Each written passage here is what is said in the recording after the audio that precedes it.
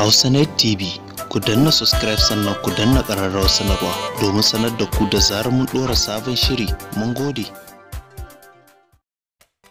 Maraba da kasancewa tare da mu a cikin shirinmu na labaran Kannywood. An samu wani labari da a satin nan ya karaɗe gaba ɗayan yankin Instagram, wanda ake cewa mawaƙi Umar Shareef ya sai jirgi.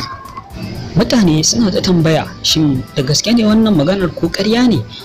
To, wannan magana dai ta kasance zahiri, ta inda aka ga mawaƙin ya ɗora a shafinsa na Instagram, sannan aka ringa ganin mawaƙa da kuma shahararru a masana'antar Kannywood suna ɗorawa, inda suke mai son barka da Allah ya taya riƙo.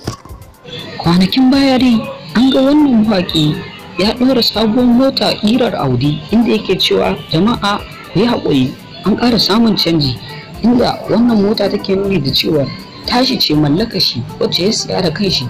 Sannan jim kaɗan bayan yin haka sai aka ƙara jin wani labari kuma yana karaɗewa, inda ake ta cewa wannan mawaƙi dai arziki ya ci da inda ya ƙara samun arzikin siyan har jirgi.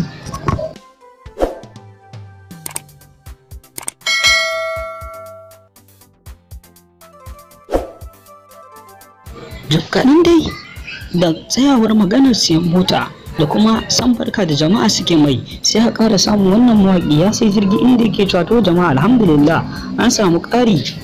Sannan banda kuma repost, inda mawaƙa da dama da kuma 'yan Hausa fim suka ringa ɗaukar wannan hoto na jirgi suna yin post suna mai san barka. Fatan mu dai a kullum shine ku kasance tare da mu, sannan ku kasance da mu a cikin shirye-shiryen mu masu ƙayatarwa. Sannan muna roƙon ku da ku tsaya ku danna mana subscribe don ci gaba da kasancewa tare da mu. Sannan shi ma wannan mawaƙi muna taya shi da addu'a, sannan kuma muna ƙara yi mai san barka da irin nasarorin da yake samu a harkarsa. Ta fatan mu da ku ci gaba da kasancewa da mu don samun shahararrun shirye-shiryen mu da masu ƙayatarwa da nishaɗantarwa. Ku kasance tare da mu a tashar Hausa TV. Mun gode.